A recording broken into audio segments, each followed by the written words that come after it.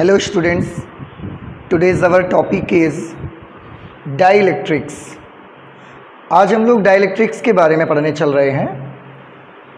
तो मैं आपको बताऊं कि स्टार्टिंग में ही हम अपने फिजिक्स में मटेरियल्स को चालन के आधार पर, उनके इलेक्ट्रिसिटी के कंडक्शन के आधार पर दो भागों में, मेनली दो भागों में हम उसको डिवाइड करते हैं, जिसमें से एक हम बोलते हैं सुचालक और दूसरे को हम बोलते हैं कुचालक, कंडक्टर और इंसुलेटर। कंडक्टर्स वे मटेरियल्स होते हैं जिनमें मुक्त इलेक्ट्रॉन्स होते हैं, फ्री चार्जेस होते हैं, और जब हम उनको इलेक्ट्रिक फील्ड में रखते हैं तो उन चार्जेस पर फोर्स लगता है, जिसकी वजह से वो चार्ज मूव करते हैं और मटेरियल में इलेक्ट्रिसिटी, विद्युत धारा का प्रवाह होना स्टार्ट हो जाता है बहुत आसानी से। लेकिन बेटा ये जो कुचालक पदार्थ होते हैं, क्योंकि उनके पास फ्री चार्जेस नहीं होते, उनके पास मुक्त आवेश नहीं होते हैं, जिसकी वजह से उनमें विद्युत धारा का प्रवाह भी नहीं हो पाता है। कुचालक पदार्थों का ही दूसरा नाम हमने रखा है परावैद्युत, डाई इलेक्ट्रिक्स। तो डाई इलेक्ट्रिक्स के बारे में हम लोग डिफाइन कर सकते हैं कि परावैद्युत वे कुचालक पदार्थ होते हैं जिनमें मुक्त आवेश नहीं होता और वैद्युत धारा का प्रवाह नहीं हुआ करता। तो हम चाहे इसको डिफाइन कर सकते हैं, परावैद्युत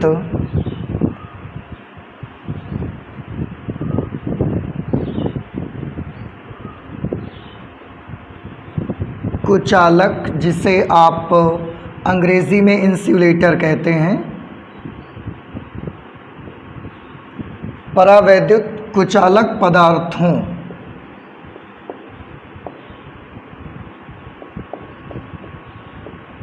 को ही कहा जाता है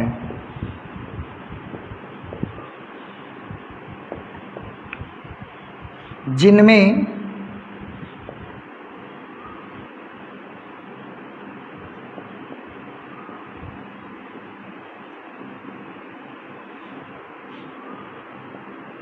विद्युत धारा के प्रवाह के लिए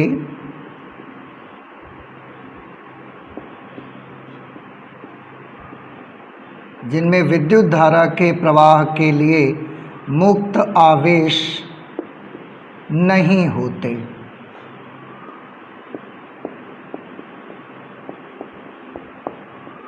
तो आपको याद रख लेना है बेटा कि जो डाइलेक्ट्रिक्स होते हैं, मेनली दे आर इंसुलेटर्स।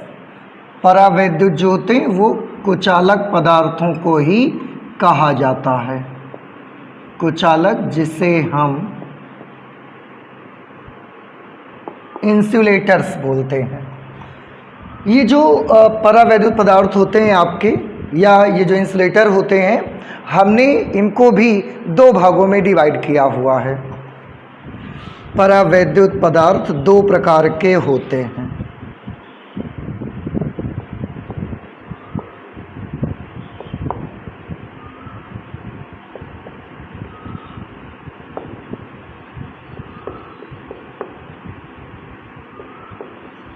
परावैद्युत पदार्थ दो प्रकार के होते हैं। कौन कौन से दो प्रकार के होते हैं मैं आपको बताता हूँ। इनमें से एक हम बोलते हैं पोलर डाइलेक्ट्रिक,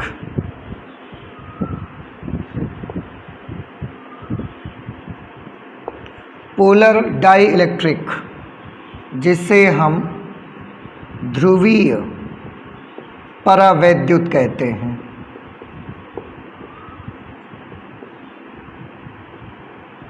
और एक दूसरे होते हैं जिन्हें हम बोलते हैं अध्रुवीय परावैद्युत, non polar die electrics.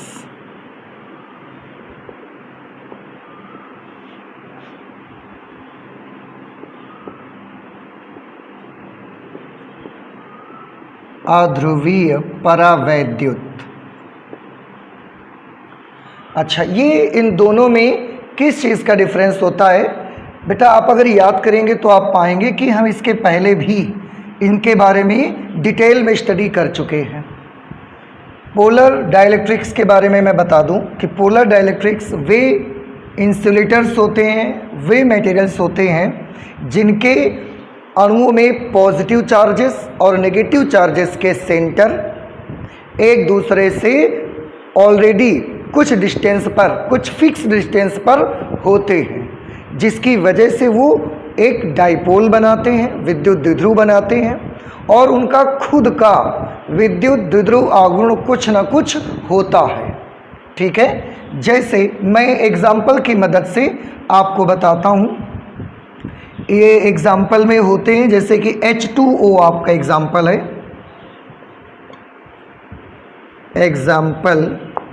Example में H2O मॉलिक्यूल है। H2O मॉलिक्यूल्स का जो कंस्ट्रक्शन होता है आप सभी बच्चों को याद है, ये O, यहाँ पर ऐसा H और यहाँ पर ऐसा H, ये एंगुलर कंस्ट्रक्शन इसका होता है। यहाँ पर पॉजिटिव चार्जेस का सेंटर, दो पॉजिटिव चार्जेस हैं, ये भी पॉजिटिव चार्ज है और ये भी बेटा पॉजिटिव चार्ज है। ये O जो है ये नेगेटिव चार्ज है। तो H2O मॉलिक्यूल में नेगेटिव चार्ज का सेंटर कहाँ पर होगा? नेगेटिव चार्ज का सेंटर यहाँ पर होगा, नेगेटिव चार्ज का सेंटर। पॉजिटिव चार्ज का सेंटर कहाँ होगा? दो पॉजिटिव चार्जेस हैं, इन दोनों चार्ज का सेंटर दोनों को मिलाने वाली लाइन के मिड पॉइंट पर होगा। तो दोनों को एक लाइन मिलाएगी, उसके मिड पॉइंट पर पॉजिटिव चार्ज का सेंटर आ जाएगा।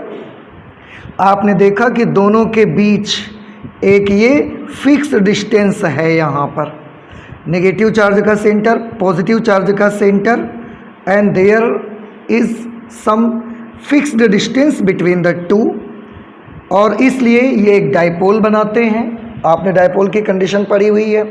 डाइपोल बनाते हैं और इनके पास स्वयं का, खुद का एक डाइपोल मोमेंट होता है।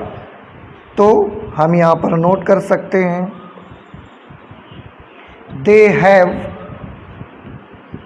अ डाइपोल मोमेंट, जिसे आप P से रिप्रेजेंट करते थे। They have a dipole moment of their own, उनके पास स्वयं का एक डाइपोल मोमेंट होता है। डाइपोल मोमेंट क्यों होता है? क्योंकि P का फॉर्मूला हमने पढ़ा है Q into 2L। Centre negative का पॉजिटिव का अलग अलग है और दोनों के बीच 2L भी है, डिस्टेंस भी है, इसलिए इनके पास स्वयं का एक डाइपोल मोमेंट होता है। नॉन पोलर मॉलिक्यूल्स की अगर बात करेंगे, नॉन पोलर डाइलेक्ट्रिक्स की बात करेंगे, तो नॉन पोलर डाइलेक्ट्रिक्स में जो पॉजिटिव चार्जेस और नेगेटिव चार्जेस का सेंटर होता है वो एक ही जगह पर होता है बेटा। इस वजह से उनमें कोई डिस्टेंस नहीं होता, उनके बीच में 2L क्रिएट नहीं होता, 2L नहीं होता, जिसके वजह से उनके पास कोई इलेक्ट्रिक डाइपोल मोमेंट नहीं होता, स्वयं का कोई इलेक्ट्रिक डाइपोल मोमेंट नहीं होता। एक एग्जांपल से इसे भी मैं क्लियर करता हूँ आपको। एग्जांपल मैं यहाँ लूँगा CO2 मॉलिक्यूल का एग्जांपल। कार्बन डाइऑक्साइड का मॉलिक्यूल हमने लिया, आप देख सकते हैं कार्बन डाइऑक्साइड का मॉलिक्यूल का जो कंस्ट्रक्शन होता है वो इस तरीके का होता है। उसका O C और O2 दो ऑक्सीजन एटम है यहाँ पर। अब ये नेगेटिव चार्ज है, ये भी नेगेटिव चार्ज है। O के पास नेगेटिव चार्ज होता है, C पॉजिटिव चार्ज है। अब अगर आप नेगेटिव और पॉजिटिव चार्जेस के सेंटर देखेंगे तो पॉजिटिव चार्ज का सेंटर ये एक लाइन है, पॉजिटिव चार्ज का सेंटर यहाँ बीचों बीच पड़ेगा। मैं यहाँ के बजाय यहाँ पर लिख के आपको दिखाता हूँ। पॉजिटिव चार्ज का सेंटर यहाँ पड़ेगा, नेगेटिव चार्जेस का सेंटर भी, क्योंकि दो नेगेटिव चार्जेस हैं, उनका सेंटर भी उन दोनों को मिलाने वाली लाइन के मिड पॉइंट पर पड़ेगा। तो दोनों को मिलाने वाली लाइन के मिड पॉइंट पर, इसका मतलब पॉजिटिव चार्ज का सेंटर और नेगेटिव चार्ज का सेंटर इसी जगह पर आएगा।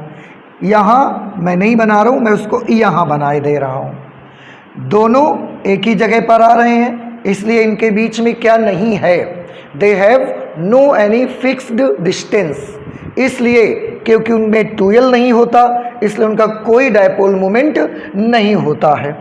तो हम यहाँ लिख सकते हैं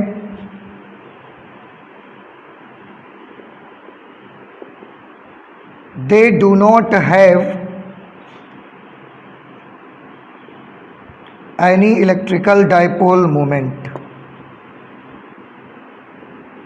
any electric dipole moment, उनके पास कोई इलेक्ट्रिक डायपोल मोमेंट नहीं होता, because P is equal to Q into 2L, और क्योंकि नेगेटिव पॉजिटिव चार्जेस का सेंटर एक ही जगह पर है, उनके बीच कोई फिक्स डिस्टेंस नहीं है, उनका 2L 0 है, therefore P is equal to Q into 0 and P will be 0। तो उनके पास उनका कोई खुद का डायपोल मोमेंट नहीं होता, they do not have any electric dipole moment of their own, उनके पास उनका स्वयं का कोई भी डायपोल मोमेंट नहीं होता है। ऐसे ये आपके पोलर डाइलेक्ट्रिक्स और नॉन पोलर डाइलेक्ट्रिक्स होते हैं। हाँ, एक चीज़ मैं और बता दूं बेटा आपको, क्योंकि इनका पॉजिटिव चार्ज का सेंटर और नेगेटिव चार्जेस का सेंटर एक ही जगह पर पड़ता है, इसलिए हम इन्हें सिमेट्रिक मॉलिक्यूल भी कहते हैं या सिमेट्रिक डाइलेक्ट्रिक्स भी आप बोल सकते हैं। So the other name of non polar dielectrics is symmetric molecule, symmetric dielectrics भी आप बोलते हैं। और क्योंकि इनके पॉजिटिव चार्ज का सेंटर नेगेटिव चार्ज का सेंटर एक जगह पर नहीं होता है, इसीलिए हम इसे एसिमेट्रिक मॉलिक्यूल भी कहते हैं।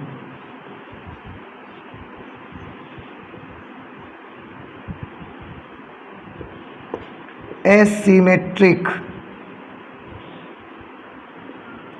मॉलिक्यूल्स या एसिमेट्रिक डाइलेक्ट्रिक्स आप बोल सकते हैं। ओके, अच्छा, अब इनके पास खुद का इनके पास खुद का इलेक्ट्रिक डायपोल मोमेंट नहीं होता, इनके पास खुद का डायपोल मोमेंट होता है। ये ऑलरेडी इलेक्ट्रिक डायपोल बने हुए होते हैं, ये डायपोल बने हुए नहीं होते हैं। अब बात करते हैं कि अगर इनको हम किसी एक्सटर्नल इलेक्ट्रिक फील्ड में रखते हैं तो क्या होता है।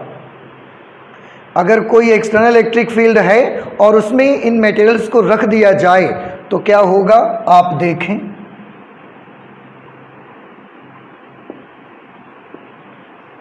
Effect of external electric field, ये हमारे पास एक पॉजिटिव प्लेट है और ये एक नेगेटिव प्लेट है, और इनके बीच में हमने एक डाई इलेक्ट्रिक मटेरियल को रख दिया।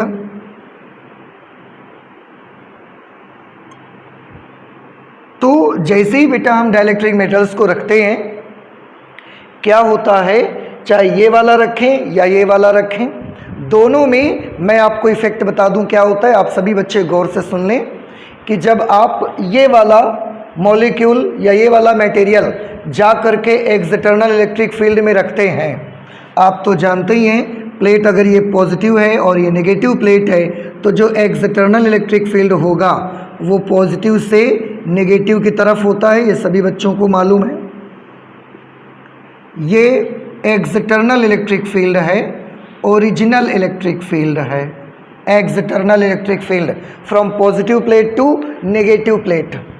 क्योंकि ये ऑलरेडी डायपोल बने हुए होते हैं, डायपोल बने हुए होते हैं, इसका मतलब क्या हुआ ये ऑलरेडी डायपोल बने हुए होते हैं। इसका मतलब ये है कि जैसे ये पॉजिटिव चार्ज का सेंटर है और ये नेगेटिव चार्ज का सेंटर है, पॉजिटिव चार्ज का सेंटर, नेगेटिव चार्ज का सेंटर ऐसे अलग अलग हैं। तो जब हम कभी इस मटेरियल को एक्सटर्नल इलेक्ट्रिक फील्ड में रखते हैं तो external electric field positive charge पर भी फोर्स लगाता है और नेगेटिव चार्ज पर भी फोर्स लगाता है।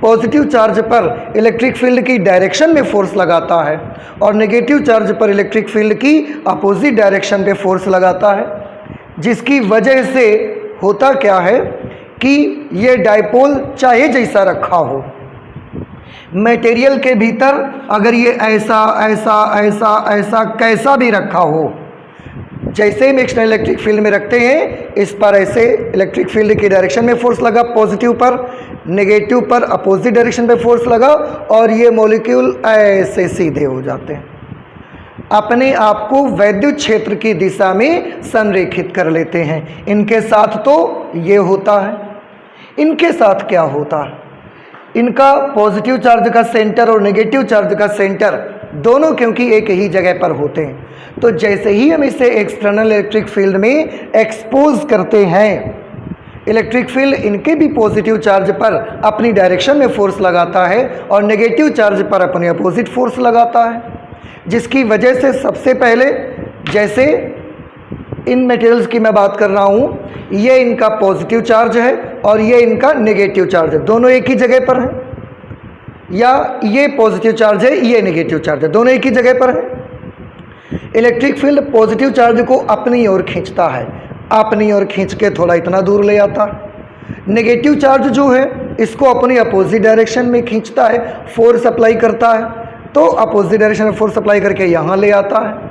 तो जो पॉजिटिव और नेगेटिव चार्जेस के सेंटर अभी एक ही जगह पर थे, जैसे ही आप एक्सटर्नल इलेक्ट्रिक फील्ड में रखेंगे वो फील्ड इन चार्जेस पर फोर्स लगाता है और दोनों के बीच एक डिस्टेंस क्रिएट कर देता है, दोनों के बीच 2L क्रिएट कर देता है, ये 2L क्रिएट कर देता है।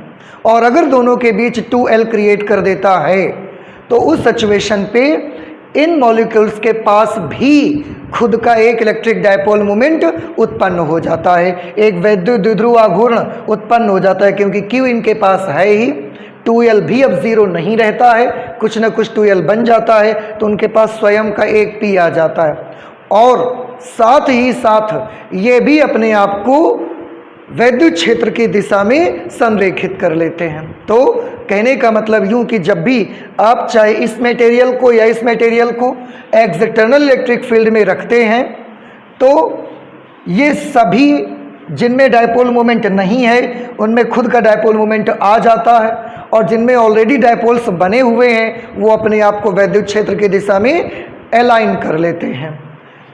जैसे अगर इसके मॉलिक्यूल्स की मैं बात करूं, एक ये मॉलिक्यूल इसका, ऐसे ये इसके मॉलिक्यूल्स मैंने मान लिए कि इस तरीके से हैं। होता क्या है, मॉलिक्यूल में ये जो पॉजिटिव प्लेट है ये प्रत्येक मॉलिक्यूल का नेगेटिव चार्ज के सेंटर को, नेगेटिव चार्ज को अपनी ओर आकर्षित कर लेता है और पॉजिटिव चार्ज को रिपेल करके दूर कर देता है। ये पॉजिटिव अपने बगल वाले अणु के नेगेटिव को अट्रैक्ट करता है, पॉजिटिव को रिपेल करता है। ये पॉजिटिव अपने बगल वाले अणु के नेगेटिव को अट्रैक्ट करता है, पॉजिटिव को रिपेल करता है और इस पॉजिटिव को इस नेगेटिव प्लेट ये अपनी ओर अट्रैक्ट कर लेती है, नेगेटिव पॉजिटिव को अट्रैक्ट करता है। यही इस लेयर के मॉलिक्यूल्स के साथ भी होगा इस तरह से। तो आप क्या देखते हैं कि जब हम इलेक्ट्रिक फील्ड के बाय इलेक्ट्रिक फील्ड में किसी परावैद्युत पदार्थ को रखते हैं तो जो पहले से ही विद्युत द्विध्रुव बने हुए हैं वो अपने आप को वैद्युत क्षेत्र की दिशा में संरेखित कर लेते हैं और जो अध्रुवीय अणु होते हैं उनमें अब 2L क्रिएट हो जाता है, जिसकी वजह से उनमें खुद का एक डायपोल मोमेंट उत्पन्न हो जाता है और उसके साथ साथ वो भी अपने आप को वैद्युत क्षेत्र की दिशा में संरेखित कर लेते हैं। तो इस बात को हम चाहें तो यहाँ लिख सकते हैं, यहाँ लिख लेते हैं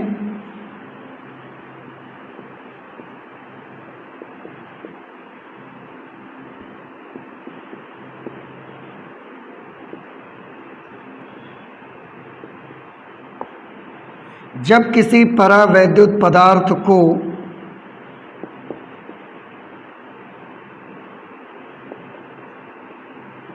किसी बाह्य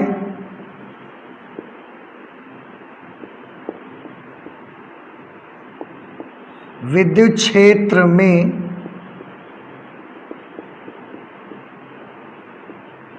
रखा जाता है तो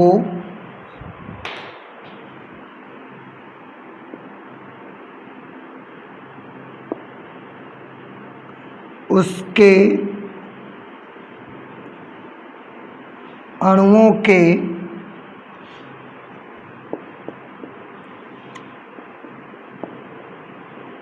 धनावेश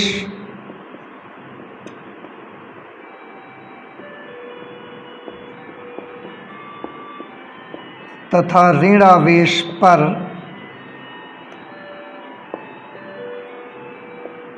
वैद्युत बल लगने लगता है।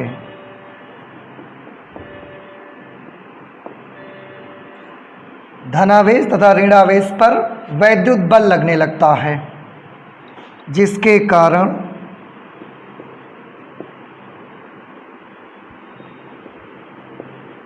उनके केंद्रों के बीच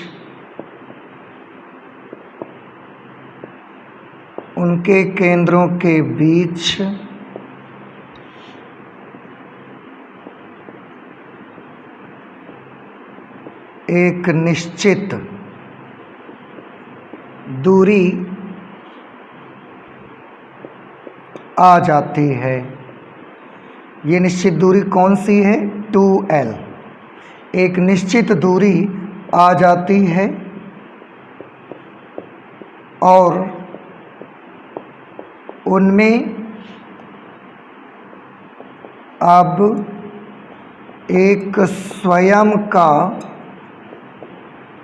विद्युत द्विध्रुव आघूर्ण, स्वयं का विद्युत द्विध्रुव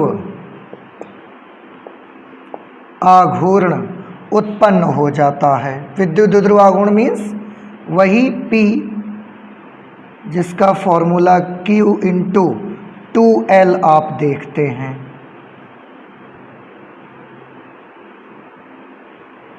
उत्पन्न हो जाता है।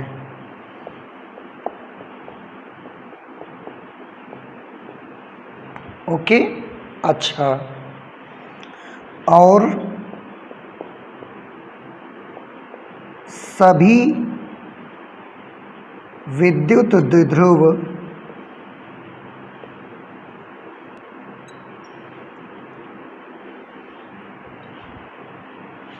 वैद्युत क्षेत्र की दिशा में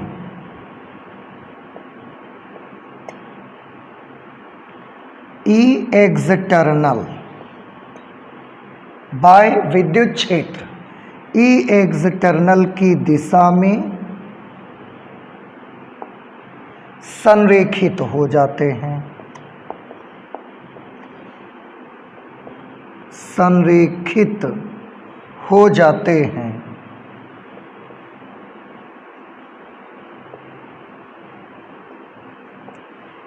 ओके, एक बार फिर से देख लीजिए कि जब किसी परावैद्युत पदार्थ को किसी बाह्य विद्युत क्षेत्र में रखा जाता है तो उसके अणुओं के धनावेश तथा ऋणावेश पर वैद्युत बल लगने लगता है, जिससे उनके केंद्रों के बीच एक निश्चित दूरी आ जाती है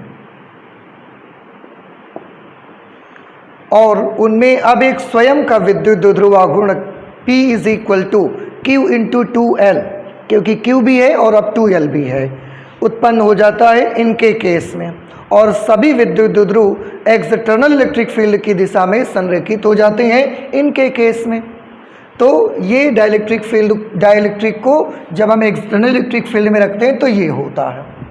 और क्या होता है जब हम डाइलेक्ट्रिक को एक्सटर्नल इलेक्ट्रिक फील्ड में रखते हैं, अब उसके बारे में हम देखते हैं कि और क्या होता है।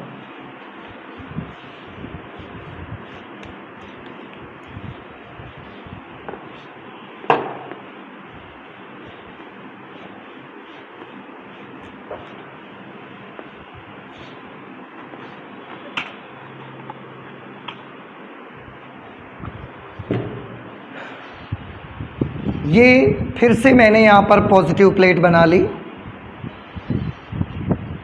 ये एक पॉजिटिवली चार्ज्ड प्लेट है और यहाँ पर हमने बनाई एक नेगेटिवली चार्ज्ड प्लेट, और इन दोनों प्लेट्स के बीच में यहाँ पर हमने एक परावैद्युत पदार्थ भर दिया। एक डाई इलेक्ट्रिक मटेरियल हमने यहाँ पर भर दिया।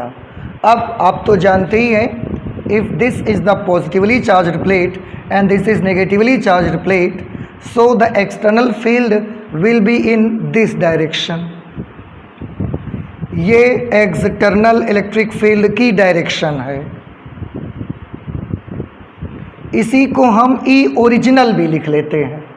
ओके, अच्छा, अब जैसे ही हम इस डाइलेक्ट्रिक मटेरियल को यहाँ रखते हैं, अब आप इतना तो जानते ही हैं, आप चाहें तो एक काम कर सकते हैं या बना रहने दीजिए। ऐसे रखेंगे तो इसके ये जो मॉलिक्यूल्स होंगे वो अभी आपने देखा इस तरह से पॉजिटिव और नेगेटिव चार्जेस उनके इस तरह से आ जाते हैं।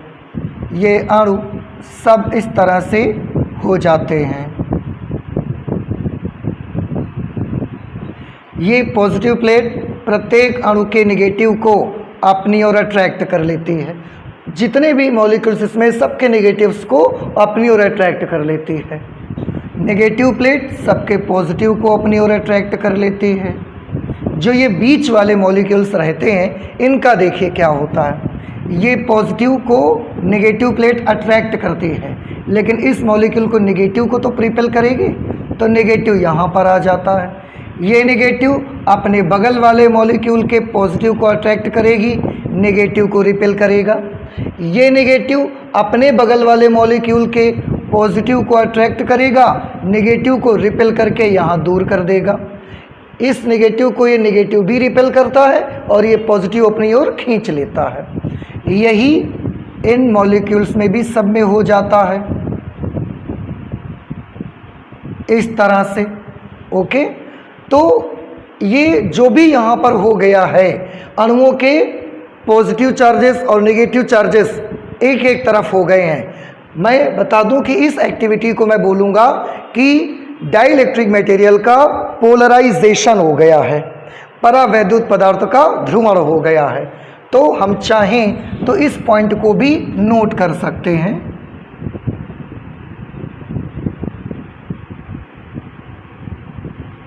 Polarisation of dielectric material. Okay, क्या लिख सकते हैं?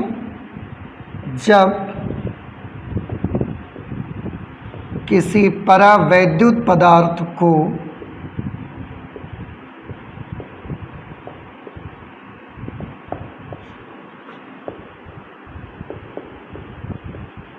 किसी बाह्य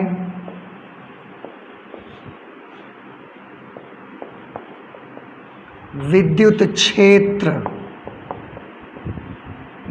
में रखा जाता है, तो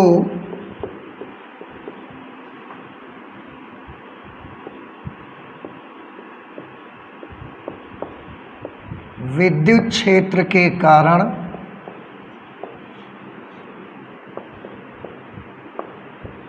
उसके अणु, आप देखिए उसके अणुओं के पॉजिटिव एक तरफ हो गए, नेगेटिव चार्जेस दूसरी तरफ हो जाते हैं। विद्युत क्षेत्र के कारण उसके अणुओं के धनावेश एक ओर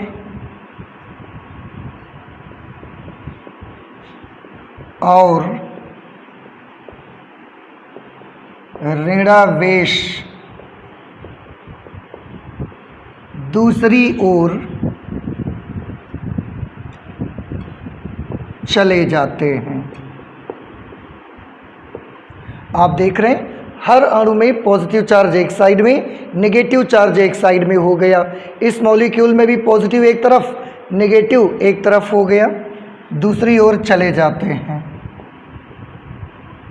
इस घटना को विद्युत द्विध्रुव का ध्रुवण कहा जाता है। इस घटना को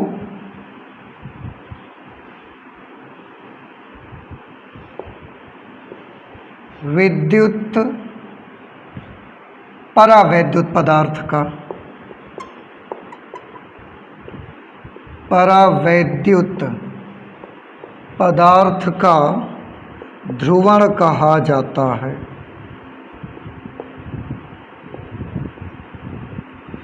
परावैद्युत पदार्थ का ध्रुवण कहा जाता है, पोलराइजेशन कहा जाता है, polarisation of dielectric material.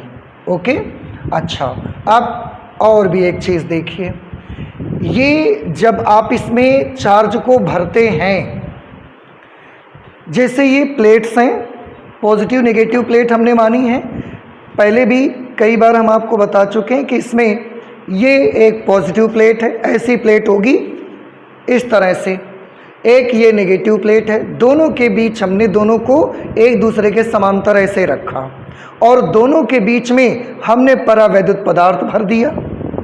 आप तो जानते हैं, जैसे ये है, एक ये पॉजिटिव प्लेट है, एक ये नेगेटिव प्लेट है और दोनों के बीच हमने ऐसा ये डाइलेक्ट्रिक मटेरियल डाल दिया। तो जब हम डाइलेक्ट्रिक मटेरियल डालेंगे तो आप ध्यान से देखें बेटा, इस डाइलेक्ट्रिक मटेरियल में ऊंचाई भी है, लंबाई भी है, चौड़ाई भी है। तो ये डाइलेक्ट्रिक मटेरियल जब आप प्लेटों के बीच भरते हैं तो आप प्लेटों के बीच का क्या भरते हैं? क्या आप प्लेटों का सरफेस एरिया ही केवल भरते हैं या पूरा आयतन भर जाता है प्लेटों के बीच का? थोड़ा सा सोच करके मुझे बताइए कि अगर दो प्लेट्स इस तरह से लगी हैं, दो दीवारें हैं इस तरह से, एक दीवार इधर एक दीवार इधर, और इसके बीच कोई भी मटेरियल पूरा भर देंगे तो वो मटेरियल में लंबाई भी होगी, चौड़ाई भी होगी और ऊंचाई भी होगी। समझ आया? इस वजह से वो मटेरियल से उन प्लेटों के बीच का क्या केवल पृष्ठ क्षेत्रफल भरेगा या पूरा आयतन भर जाया करेगा? तो मैं आपको बता दूं कि उससे पूरा का पूरा वॉल्यूम भर जाएगा। जब आप इस मटेरियल को ऐसा प्लेट्स के बीच में ऐसा भर देंगे तो लंबाई भी भर गई है, चौड़ाई भी भर गई, ऊंचाई, और तीनों डायमेंशंस से मिला करके वॉल्यूम बनता है। तो जब किसी डाइलेक्ट्रिक को हम दो प्लेट के बीच में भरते हैं तो हम उसके आयतन को परावैद्युत पदार्थ से भर देते हैं। इस पॉइंट को भी मैं नोट कर देता हूँ।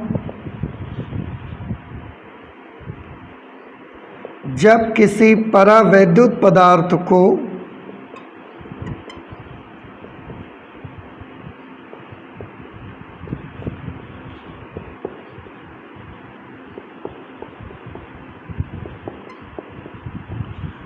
दो समांतर आवेशित प्लेटों,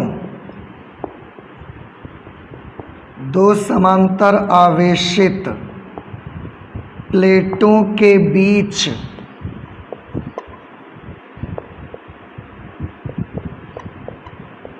भरा जाता है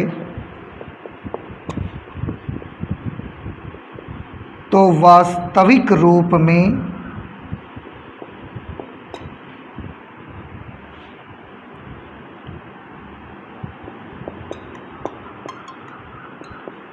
परावैद्युत पदार्थ से प्लेटों के बीच का परावैद्युत पदार्थ से प्लेटों के बीच का आयतन भरा जाता है, क्योंकि उसे हम पूरे में ऐसा डाल देते हैं। हम केवल ऐसा तो नहीं है ना कि जैसे ये प्लेट हैं तो हमने केवल सरफेस पर चिपका दिया, ऐसा तो नहीं है, हमने तो पूरा बीच में डाल दिया। अब ऐसी दीवारें बनी हुई हैं, बीच में एक मटेरियल आप भर देंगे तो उसका पूरा वॉल्यूम भर जाएगा।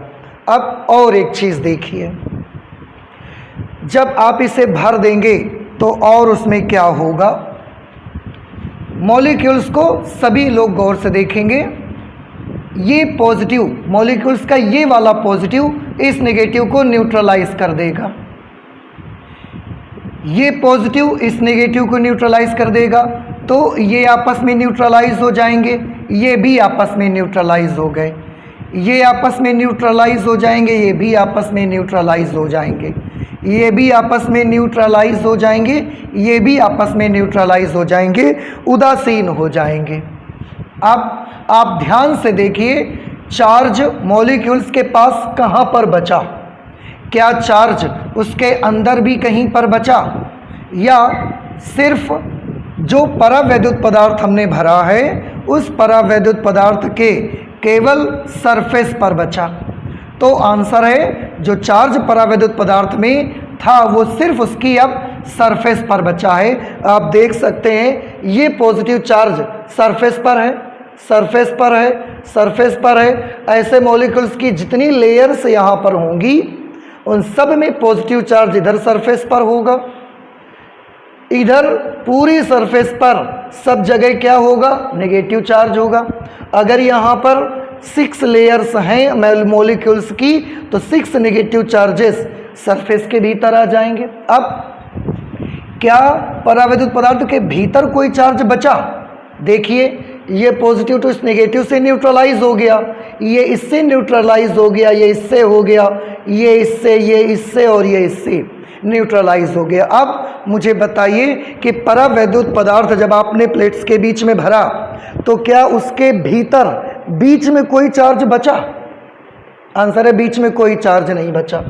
ये सब एक दूसरे से क्या हो गए? उदासीन हो गए। चार्ज केवल कहाँ बचा? चार्ज इधर बचा पॉजिटिव, और इस सरफेस पर कौन सा चार्ज बचा? Negative charge. तो अब आप मुझे ये बता सकते हैं कि चार्ज सिर्फ सरफेस पर बचा या पूरे आयतन में भरा हुआ है? आंसर है, परावैद्युत पदार्थ में चार्ज सिर्फ कहाँ पर है? सरफेस पर है, पूरे आयतन में तो नहीं है। बीच का चार्ज कैसा हो जाता है? कैंसिल हो जाता है।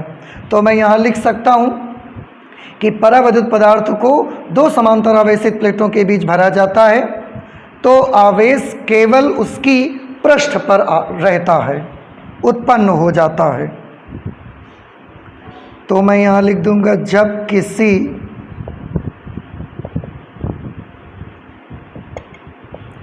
डाई इलेक्ट्रिक मटेरियल को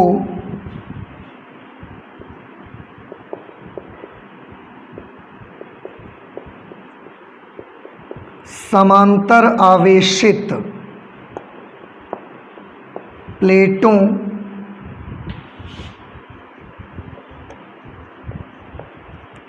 के बीच भरा जाता है तो उसके पृष्ठों पर मीन्स अगर मैंने ये वाला पदार्थ उसमें ऐसे डाल दिया है तो इस वाली सरफेस पर पॉजिटिव चार्ज आ गया। देखें, इस वाली सरफेस पर ये पॉजिटिव चार्ज बेटा जितनी भी लेयर होंगी सब में होगा, और इस वाली सरफेस पे कौन सा चार्ज आ गया? इधर देखें, ये नेगेटिव चार्ज आ गया। बीच का चार्ज आप देख रहे हैं एक दूसरे से सब मिलकर क्या हो चुका है? उदासीन। तो बीच में कोई चार्ज नहीं होता, सिर्फ इस सरफेस पे नेगेटिव चार्ज है, इस सरफेस पर पॉजिटिव चार्ज है। समांतर आवेशित प्लेटों के बीच भरा जाता है तो उसके पृष्ठों पर आवेश उत्पन्न हो जाता है, उसके पृष्ठों पर आवेश उत्पन्न हो जाता है। ठीक है, अच्छा, अगर उसके पृष्ठों पर आवेश उत्पन्न हो जाता है तो अब आप मुझे एक बात का जवाब और दे सकते हैं। जब चार्ज किसी मटेरियल में उसके आयतन में उत्पन्न होता है तो हम उसको बोलते हैं वॉल्यूमेट्रिक चार्ज डेंसिटी, आयतन आवेश घनत्व। और जब चार्ज किसी मटेरियल की सरफेस पर उत्पन्न होता है तो हम उसको बोलते हैं सरफेस चार्ज डेंसिटी, पृष्ठ आवेश घनत्व। तो अब आप मुझे बता सकते हैं बेटा कि ये जो परावैद्युत पदार्थ जब हम 2 आवेशित प्लेटों के बीच रखते हैं तो इस परावैद्युत पदार्थ में आयतन आवेश घनत्व उत्पन्न होगा या पृष्ठ आवेश घनत्व उत्पन्न होगा? तो आप सभी का जवाब होगा, क्योंकि आयतन में तो कोई चार्ज ही नहीं है, सारा का सारा चार्ज कहाँ पर है, पृष्ठ पे, इसलिए इसमें पृष्ठ आवेश घनत्व ही उत्पन्न होता है।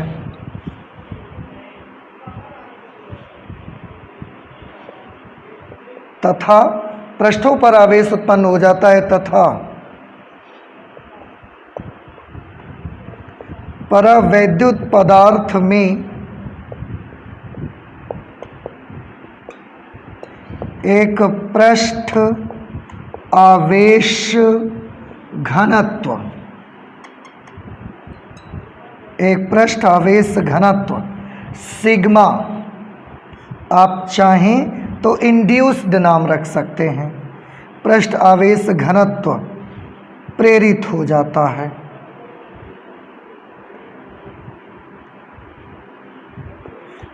आवेश उत्पन्न हो जाता है जिसकी वजह से पृष्ठ आवेश घनत्व सिग्मा इंड्यूस्ड प्रेरित हो जाता है। पूरे आयतन में चार्ज नहीं है, केवल सरफेस पर चार्ज है, इसलिए सरफेस चार्ज डेंसिटी ही यहाँ पर इंड्यूस्ड होती है। अब कितना अजीब है ना, आप देखिए, आपने सबसे पहले यहाँ क्या लिखा हुआ है, आपने सबसे पहले यहाँ पर लिखा हुआ है कि परावैद्युत पदार्थों को आप भरते कहाँ पर हैं, आयतन में भरा जाता है, लेकिन उसमें आयतन आवेश घनत्व उत्पन्न नहीं होता। क्या उत्पन्न होता है, पृष्ठ आवेश घनत्व उत्पन्न होता है। तो इस चीज़ को बहुत आप याद रखें। मैं फिर से रिवाइज करा दूं आपको कि जब किसी परावैद्युत पदार्थ को हम किसी समांतर प्लेट संधारित्र की प्लेटों के बीच भर देते हैं तो हम उसको भरते कहाँ पर हैं बेटा, भरते तो हैं हम उसको उसके पूरे आयतन में भरते हैं, लेकिन क्या उस परावैद्युत पदार्थ में आयतन आवेश घनत्व उत्पन्न होता है? Answer is no. उसमें पृष्ठ आवेश घनत्व उत्पन्न होता है, सिग्मा इंड्यूस्ड, केवल सरफेस पर चार्ज रहता है, अंदर का सारा चार्ज एक दूसरे से क्या हो जाता है, निरस्त हो जाता है, एक दूसरे से कैंसल हो जाता है। अब अगली चीज़ देखते हैं, क्योंकि सभी मॉलिक्यूल्स के बीच वाले चार्जेस ये सब एक दूसरे से क्या हो चुके हैं, न्यूट्रलाइज्ड। ओके, ये सब चार्जेस एक दूसरे से न्यूट्रलाइज्ड हो चुके हैं, गेट न्यूट्रलाइज्ड, उदासीन हो चुके हैं। तो परावैद्युत पदार्थ में चार्ज सिर्फ कहाँ पर बचा, इधर की तरफ सरफेस पर बचा पॉजिटिव चार्ज, इधर सरफेस पर बचा नेगेटिव चार्ज। अब सोचिए कि ये पूरा मटेरियल है, इसमें एक तरफ है प्लस और एक तरफ पूरे में है माइनस, और जब इस पूरे मटेरियल में एक साइड में प्लस एक साइड में माइनस बचा तो आप तो जानते हैं कि प्लस से माइनस की तरफ विद्युत क्षेत्र की तीव्रता की दिशा होती है। तो इसका मतलब है इस पदार्थ का जब एक सिरा प्लस और एक सिरा माइनस हो गया तो इस पदार्थ के अंदर भी एक विद्युत क्षेत्र उत्पन्न हो जाएगा। एक तो ये एक्सटर्नल इलेक्ट्रिक फील्ड है जो हमने अप्लाई किया था प्लेट्स लगाकर, पॉजिटिव और नेगेटिव। अब जब परावैद्युत पदार्थ हमने रखा तो इस परावैद्युत पदार्थ का इधर वाला हिस्सा कैसा हो गया, पूरी तरह से पॉजिटिव, इधर वाला हिस्सा पूरी तरीके से कैसा हो गया, नेगेटिव, जिसकी वजह से परावैद्युत पदार्थ के भीतर एक इलेक्ट्रिक फील्ड उत्पन्न हो जाता है, पॉजिटिव से नेगेटिव की ओर। ओके, और इस इलेक्ट्रिक फील्ड को बेटा हम बोलते हैं इंटरनल इलेक्ट्रिक फील्ड, और इस इंटरनल इलेक्ट्रिक फील्ड को हम इंड्यूस्ड इलेक्ट्रिक फील्ड भी बोल सकते हैं, प्रेरित विद्युत क्षेत्र। तो फिर से बताऊं कि परावैद्युत पदार्थ के भीतर इस दशा में, किस दशा में, कि जब परावैद्युत पदार्थों को आप बाह्य वैद्युत क्षेत्र में रख देते हो, उस दशा में, इस दशा में परावैद्युत पदार्थ के भीतर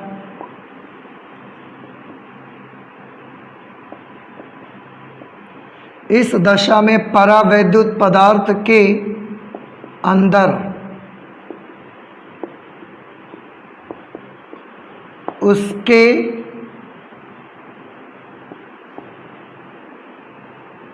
धन पृष्ठ से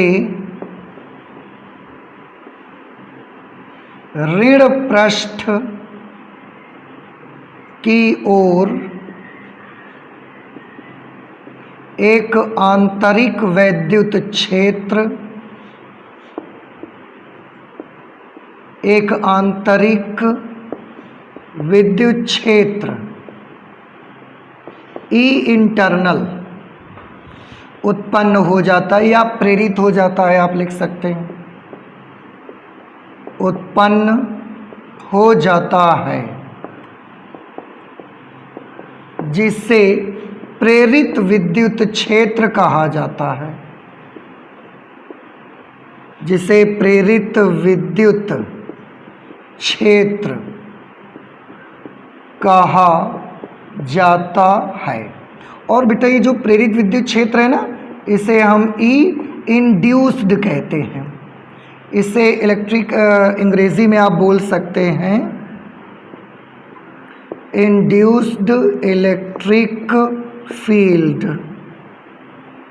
तो ये भी हो जाता है, आपने अभी अभी देखा, ऐसे एक इंड्यूस्ड इलेक्ट्रिक फील्ड उत्पन्न हो जाता है प्लस से माइनस की तरफ। ठीक है, अच्छा अब एक चीज और देखते हैं, और भी कुछ बातें हैं, देखिए और क्या बातें हैं, जरा ध्यान से सभी बच्चे देखेंगे। जैसे इस प्लेट के पास यहाँ जो नेगेटिव हैं वो नेगेटिव हैं 10। सपोज कर लीजिए कि इस प्लेट में नेगेटिव चार्जेस दिए थे हमने, कितने नेगेटिव चार्जेस हैं 10। यहाँ पर परावैद्युत पदार्थ में ये जो अणुओं की ऐसे परत बनी हुई हैं, ये यहाँ पर कम से कम 6 लेयर्स हैं। सपोज कर लीजिए कि इस तरह की बेटा कितनी लेयर्स हैं, यहाँ पर 6 लेयर्स हैं। हर लेयर में एक प्लस यहाँ पर आ जाएगा प्लेट के नज़दीक, बिल्कुल। अब सभी ध्यान से, प्लेट के पास कितना चार्ज है -10, परावैद्युत के पास कितना हो गया 6 लेयर्स हैं अगर, तो +6। इतना समझ में आया सबको? नहीं समझ में आया? फिर से देखें, प्लेट के पास कितना चार्ज है -10 चार्ज, और अगर परावैद्युत पदार्थ में ऐसी 6 परतें हैं और हर परत का एक एक प्लस यहाँ साइड में आ चुका है, तो कितने चार्जेस प्लस वाले हो गए 6।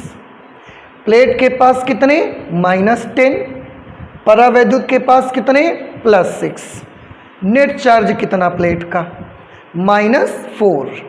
ओके, सिमिलरली यहाँ पर प्लेट के पास कितने हैं +10 चार्जेस, परावैद्युत पदार्थ में यहाँ पर कितने हैं -6 चार्जेस, +10 -6 कितने हो गए +4 हो गए। तो आपने क्या देखा कि इन प्लेट्स का भी जो नेट चार्ज है ना, वो क्या हो गया पहले की अपेक्षा, घट गया, बढ़ गया या सेम बना रहा। तो आंसर है प्लेट्स का भी नेट चार्ज थोड़ा सा कम हो जाता है। पहले इसमें था -10, इसमें से +6 से आ गया, -4 बचा।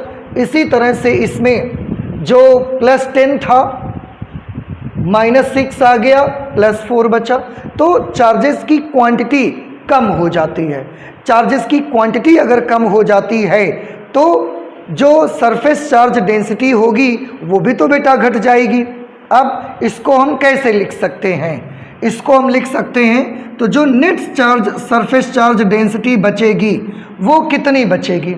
Net surface charge density, net पृष्ठ आवेश घनत्व, उसके लिए क्या करेंगे, जो ओरिजिनल पृष्ठ आवेश घनत्व होगा सिग्मा ओरिजिनल, उसमें हम क्या करेंगे, एक तो सिग्मा ओरिजिनल है प्लेट्स का अपना ओरिजिनल पृष्ठ आवेश घनत्व है, और एक ये इनमें जो प्रेरित हो गया है उसका। तो आपने क्या किया, माइनस किया ना आपने।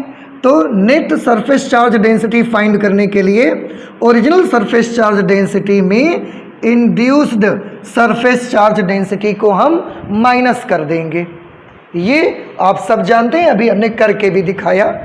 अगर चार्ज कम हो जाएगा तो सरफेस चार्ज डेंसिटी का बेटा फॉर्मूला होता है Q/A। अगर चार्जेस घट जाएंगे तो सरफेस चार्ज डेंसिटी भी तो कम हो जाएगी। तो ओरिजिनल सरफेस चार्ज डेंसिटी में इंड्यूस्ड सरफेस चार्ज डेंसिटी को माइनस आप कर देंगे तो प्लेट्स पर net charge surface charge density आपको मिल जाएगी। मैं बता दूं ये क्या चीज़ें हैं? ये है induced surface charge density, induced surface charge density. ये क्या चीज़ है? ये है ओरिजिनल सरफेस चार्ज डेंसिटी। पहले जैसे 10 चार्जेस थे, फिर उन्होंने 6 क्रिएट कर लिया, तो 10 में से 6 माइनस हुआ, 4 नेट चार्ज बचे। यही मैं अभी आपको बता रहा था। और ये क्या चीज़ है? ये है net surface charge density. Okay, तो ये तो हो गया सरफेस चार्ज डेंसिटी के लिए। इलेक्ट्रिक फील्ड का थोड़ा सा सोचिए, इलेक्ट्रिक फील्ड के बारे में क्या हो सकता है। बेटा बहुत सिंपल है, आप देखिए एक्सटर्नल जो ओरिजिनल इलेक्ट्रिक फील्ड है हमारा, उसकी डायरेक्शन इधर की तरफ है, प्लस प्लेट से माइनस प्लेट में। अब जब हमने इसको उसके अंदर भर दिया तो इसमें भी एक इलेक्ट्रिक फील्ड आ गया, induced electric field, induced electric field which is in opposite direction to the external electric field. अब आप समझ सकते हैं, एक्सटर्नल वाला इधर की तरफ है, इंड्यूस्ड वाला इधर की तरफ है, तो नेट इलेक्ट्रिक फील्ड कितना होगा? नेट इलेक्ट्रिक फील्ड के लिए क्या मैं ओरिजिनल में इंड्यूस्ड को प्लस कर दूं या ओरिजिनल में इंड्यूस्ड को माइनस करना पड़ेगा मुझे? So it's very simple, because they are opposite in direction. So for finding the net electric field inside the dielectric material, we will have to subtract this induced electric field by this original electric field. Okay, so for finding the net electric field will be equal to original electric field minus induced electric field.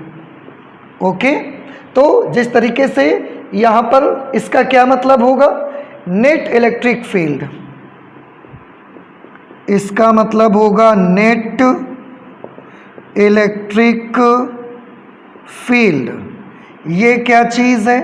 ये है original electric field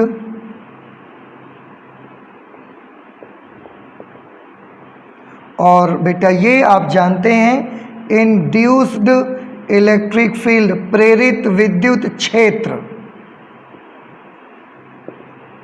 induced electric field. ये क्या था? प्रेरित पृष्ठ आवेश घनत्व, वास्तविक पृष्ठ आवेश घनत्व, नेट पृष्ठ आवेश घनत्व, नेट विद्युत क्षेत्र, वास्तविक विद्युत क्षेत्र या applied electric field, external electric field. ये इंड्यूस्ड इलेक्ट्रिक फील्ड है, प्रेरित विद्युत क्षेत्र है। अब आप मुझे इसको देखकर एक चीज़ बता सकते हैं, पहले जब हमने परावैद्युत पदार्थों को इसके अंदर नहीं भरा हुआ था तो इलेक्ट्रिक फील्ड कौन सा था? ये वाला था, ये वाला था या ये वाला था? जब हमने परावैद्युत पदार्थों को नहीं भरा था तब तो एक्सटर्नल वाला था, ओरिजिनल वाला था, उस समय इतना इलेक्ट्रिक फील्ड था। जैसे ही आपने डाइलेक्ट्रिक मटेरियल को इसके बीच में ऐसा भर दिया, इंड्यूस्ड भी आ गया और अब उस समय इलेक्ट्रिक फील्ड कितना है? तो अब ये इलेक्ट्रिक फील्ड नेट वाला है। अब आप मुझे सोच कर बताइए कि जो परावैद्युत पदार्थ भरने के बाद का इलेक्ट्रिक फील्ड ये वाला जो है वो ओरिजिनल इलेक्ट्रिक फील्ड से कम है, ज़्यादा है या इसके बराबर है? सोच के बताइए थोड़ा सा कि परावैद्युत पदार्थ भर देने के बाद net electric field, original electric field जो कि परावैद्युत पदार्थ नहीं भरा था उस समय का इलेक्ट्रिक फील्ड है, उस इलेक्ट्रिक फील्ड से नेट वाला इलेक्ट्रिक फील्ड कम है, ज़्यादा है या बराबर है? तो आंसर है बराबर तो नहीं है, क्योंकि यहाँ पर ओरिजिनल इलेक्ट्रिक फील्ड में कुछ माइनस कर रहे हैं, तब वो नेट इलेक्ट्रिक फील्ड के बराबर आ रहा है। इसका मतलब क्या हुआ बेटा? आप सोचिए, ओरिजिनल इलेक्ट्रिक फील्ड में जब आप कुछ माइनस कर देते हैं तब जा कर के कहीं वो नेट इलेक्ट्रिक फील्ड के बराबर आता है। अब आप सोचिए, अगर ओरिजिनल इलेक्ट्रिक फील्ड इतना है, उसमें से जब हम इतना माइनस कर देते हैं तब ये नेट के बराबर आता है। ओरिजिनल ये था, नेट इतना है, तो जो नेट इलेक्ट्रिक फील्ड है वो ओरिजिनल इलेक्ट्रिक फील्ड से कम है। तो मैं यहाँ पर नोट कर सकता हूँ EO is less than E net. Net electric field हमेशा original electric field will be always greater than net electric field. तो अब एक चीज़ हमेशा आपको एक बात याद रख लेनी है कि समांतर प्लेट संधारित्र में प्लेटों के बीच परावैद्युत पदार्थ भर देने से जो नेट इलेक्ट्रिक फील्ड होता है वो वास्तविक इलेक्ट्रिक फील्ड की अपेक्षा घट जाता है। आप देखिए ये पहले वाला है, ये बाद वाला है, तो बाद वाला इलेक्ट्रिक फील्ड तो घट गया ना। तो मैं यहाँ पर एक छोटा सा नोट तैयार कर सकता हूँ कि प्लेटों के बीच, या मैं लिख दूँ PPC, पैरेलल प्लेट कैपेसिटर, की प्लेटों के बीच, पैरेलल प्लेट कैपेसिटर की प्लेटों के बीच परावैद्युत पदार्थ भर देने से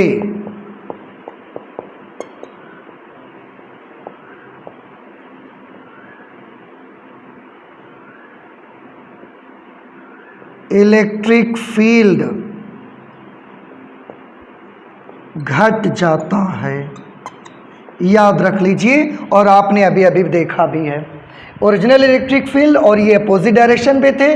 नेट इलेक्ट्रिक फील्ड के लिए इसमें मुझे इससे माइनस करना पड़ा, और हमने देखा कि जब ओरिजिनल में हमने कुछ माइनस किया तब नेट के बराबर हुआ। It means net electric field is less then original electric field. तो जब कभी भी हम समांतर प्लेट संधारित्र की दोनों प्लेटों के बीच कोई परावैद्युत पदार्थ भर देते हैं तो उसमें जो इलेक्ट्रिक फील्ड होता है वो पहले वाले इलेक्ट्रिक फील्ड से कम हो जाता है। इस बात को आप ज़रूर याद कर लें। अच्छा, अब एक चीज़ और, नेक्स्ट पॉइंट पे चलेंगे। नेक्स्ट पॉइंट बेटा ये कि यहाँ पर हमने देखा कि जब बाह्य वैद्युत क्षेत्र में परावैद्युत पदार्थों को हम रख देते हैं तो इसके जितने भी ये इसके भीतर मॉलिक्यूल्स होते हैं इन सब के प्लस और माइनस चार्जेस के सेंटर पर फोर्स लगता है। फोर्स लगकर ये क्या हो जाते हैं, सब ऐसा सीधे हो जाते हैं। सबके प्लस एक तरफ माइनस एक तरफ हो जाते हैं ना, सब सीधे हो जाते हैं।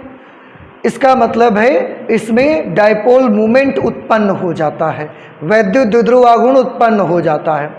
आपको मैं बताऊं कि ये इनमें जो डायपोल मूवमेंट उत्पन्न होता है, ये डायपोल मूवमेंट उसमें जो इलेक्ट्रिक फील्ड आप अप्लाई करते हैं उस अप्लाइड इलेक्ट्रिक फील्ड के प्रपोर्शनेट होता है। मीन्स आप जितना ज़्यादा इलेक्ट्रिक फील्ड अप्लाई करेंगे उतने ही ज़्यादा मॉलिक्यूल्स इसके क्या होते जाएंगे, सीधे होते जाएंगे। समझ रहे हैं?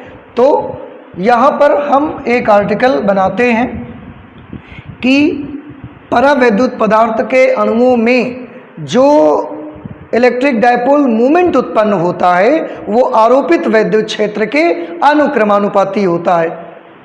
डायपोल मूवमेंट जो होता है that is directly proportional to electric field applied. फिर से देखिए, जब आप एक्सटर्नल इलेक्ट्रिक फील्ड लगाते हैं तो इस सब के जो मॉलिक्यूल्स हैं, अगर ये पहले से डायपोल बने हुए हैं पोलर मॉलिक्यूल्स में तो सब पे बल लगकर ऐसे सीधे हो जाएंगे। अगर ये पहले से डायपोल नहीं बने हुए हैं, नॉन पोलर मॉलिक्यूल्स हैं, तो इनके बीच डिस्टेंस क्रिएट होता है और उसके बाद ये एलाइन हो जाते हैं, तो सब संरेखित हो जाते हैं। यानी कि सभी अणुओं में एक वैद्युत द्विध्रुव आघूर्ण उत्पन्न होता है। तो वो जो वैद्युत द्विध्रुव आघूर्ण उत्पन्न होता है वो वैद्युत द्विध्रुव आघूर्ण आरोपित वैद्युत क्षेत्र के अनुक्रमानुपाती होता है। कहने का मतलब यूँ, जितना हाई इलेक्ट्रिक फील्ड आप यहाँ लगाएंगे उतना ज़्यादा अणुओं के पॉजिटिव नेगेटिव पर फोर्स लगेगा और उतना ही ज़्यादा उनमें इलेक्ट्रिक डायपोल मोमेंट भी क्रिएट हो जाएगा। ओके, तो हम क्या लिख सकते हैं कि परावैद्युत पदार्थ में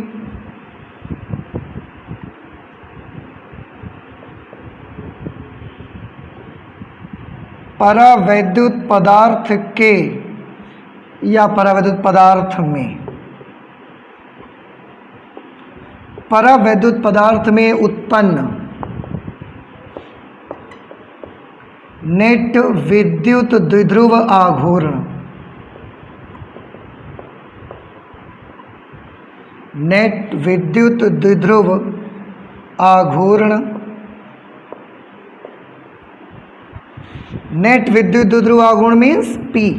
परावैद्युत पदार्थ में उत्पन्न नेट विद्युत द्विध्रुव आघूर्ण P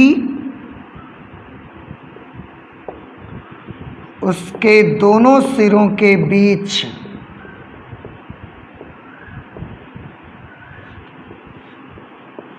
उसके दोनों सिरों के बीच आरोपित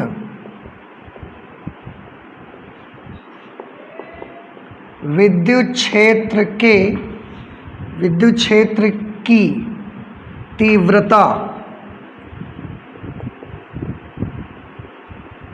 E के अनुक्रमानुपाती होता है, अनुक्रमानुपाती होता है। कैसे? अभी मैंने आपको बताया, जितना स्ट्रॉन्ग इलेक्ट्रिक फील्ड आप अप्लाई करेंगे उतना ही ज़्यादा इन चार्जेस पर फोर्स लगेगा, जितना ज़्यादा फोर्स लगेगा उतना ज़्यादा इनके बीच डिस्टेंस आ जाएगी, उतने ही ज़्यादा मॉलिक्यूल्स ऐसे सीधे हो जाएंगे, उतना ही ज़्यादा विद्युत द्विध्रुव आघूर्ण उनमें P उत्पन्न होगा। इट मीन्स जो इलेक्ट्रिक डायपोल मूवमेंट है that is directly proportional to electric field applied. Okay, अच्छा, इस साइन को जब हम हटाते हैं हमें कोई ना कोई कांस्टेंट यहाँ पर लेना पड़ेगा। यहाँ पर हम एक कांस्टेंट लेते हैं जिसे हम साई ई कहते हैं, ठीक है। और ये इलेक्ट्रिक फील्ड यहाँ लिखा रहा, आई थिंक काई इसको बोलते हैं, काई ई। मैं बता दूं, here chi E is known as electrical susceptibility, electrical susceptibility. Electrical susceptibility means विद्युत संवेदनशीलता या विद्युत प्रवृत्ति, आप ये भी इसको बोल सकते हैं, विद्युत प्रवृत्ति इसको बोलते हैं। तो काई ई एक कांस्टेंट है जिसे हम परावैद्युत पदार्थ की इलेक्ट्रिकल ससेप्टिबिलिटी कहते हैं, इलेक्ट्रिकल ससेप्टिबिलिटी, ठीक है। तो अगर मैं इसके बारे में यहाँ से निकालने की कोशिश करूँगा तो क्या आ जाएगा, P/E आ जाएगा। काई ई क्या चीज़ है, मैं यहाँ पर नोट कर दूँ, परावैद्युत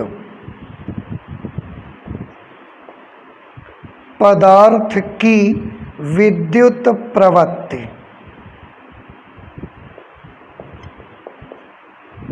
electrical susceptibility of dielectric material.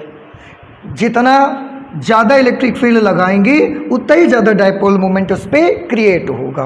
Because this is a new quantity for us, तो हम इसकी डेफिनेशन भी बनाना चाहते हैं। आप देखें डेफिनेशन कैसे हम इसकी बनाएंगे। डेफिनेशन हम कैसे बनाएंगे, तो यहाँ पर हम किसके बारे में स्टडी कर रहे हैं, यहाँ पर हम स्टडी कर रहे हैं इससे जुड़ी हुई एक आर्टिकल के बारे में जिसे हम बोलते हैं इलेक्ट्रिकल ससेप्टिबिलिटी। ओके, जिसे हम कैसे रिप्रेजेंट करते हैं, काई ई से उसको हम रिप्रेजेंट करते हैं। जो का है, काई ई है, वो शा और चा का कॉम्बिनेशन है बेटा यहाँ पर। ओके, डेफिनेशन कैसे बनाएंगे, तो इसमें मैं एक काम कर देता हूँ, ये अप्लाइड इलेक्ट्रिक फील्ड है, अप्लाइड इलेक्ट्रिक फील्ड को मैं 1 वोल्ट पर मीटर मान लेता हूँ। ओके, 1 न्यूटन पर कूलम, कुछ भी मान लो, 1 मान लो। Therefore chi E will be equal to P। What it means, it means कि यदि किसी परावैद्युत पदार्थ के दोनों सिरों के बीच एकांक विद्युत क्षेत्र आरोपित कर दिया जाए तो उसके अंदर उत्पन्न नेट वैद्युत द्विध्रुव आघूर्ण ही उस परावैद्युत पदार्थ की विद्युत प्रवृत्ति के बराबर होता है।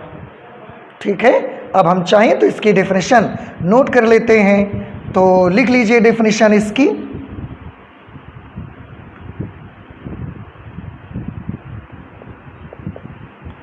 किसी परावैद्युत पदार्थ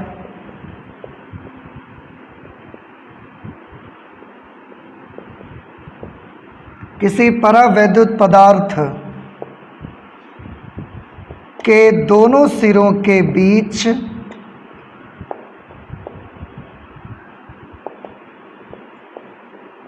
दोनों सिरों के बीच का मतलब ये जो मटेरियल भरा है इधर और इधर, ये जो मटेरियल था इसके इस साइड और इस साइड, दोनों सिरों के बीच, किसी परावैद्युत पदार्थ के दोनों सिरों के बीच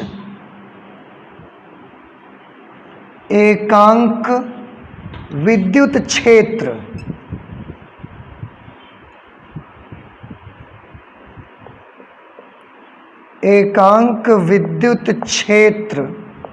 आरोपित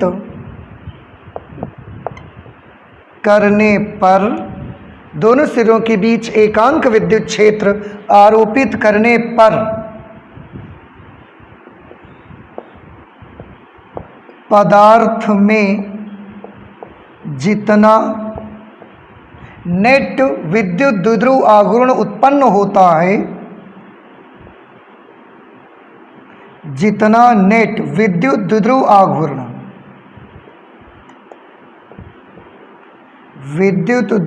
आघूर्ण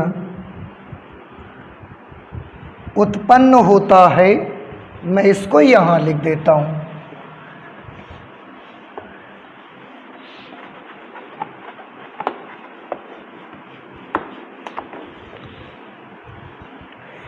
जितना नेट विद्युत द्विध्रुव आघूर्ण उत्पन्न होता है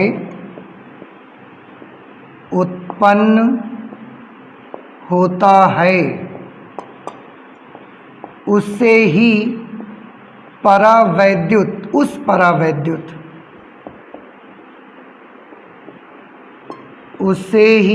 उस परावैद्युत पदार्थ की विद्युत प्रवृत्ति, उस परावैद्युत पदार्थ की विद्युत प्रवृत्ति इलेक्ट्रिकल ससेप्टिबिलिटी कहा जाता है। ओके, तो ये एक हमारे लिए नई क्वांटिटी हमने बनाई, इलेक्ट्रिकल ससेप्टिबिलिटी का ई से रिप्रेजेंट करते हैं, फॉर्मूला P/E यहाँ पर आपको मिलेगा। ओके, अच्छा, तो ये इलेक्ट्रिकल ससेप्टिबिलिटी भी हमने कर लिया। अब इलेक्ट्रिकल ससेप्टिबिलिटी और एक चीज़ और आपने देखा कि इलेक्ट्रिक फील्ड जब हम परावैद्युत पदार्थ प्लेटों के बीच रख देते हैं तो नेट इलेक्ट्रिक फील्ड जो होता है वो ओरिजिनल इलेक्ट्रिक फील्ड से कम हो जाता है, वैद्युत क्षेत्र घट जाता है। ओके, इस बेसिस पर हमने एक और क्वांटिटी बनाई है, ये तो एक बनाई, इसके अलावा भी हमने एक और क्वांटिटी बनाई है। तो चलते हैं अब उस क्वांटिटी को हम लोग स्टडी करते हैं ज़रा।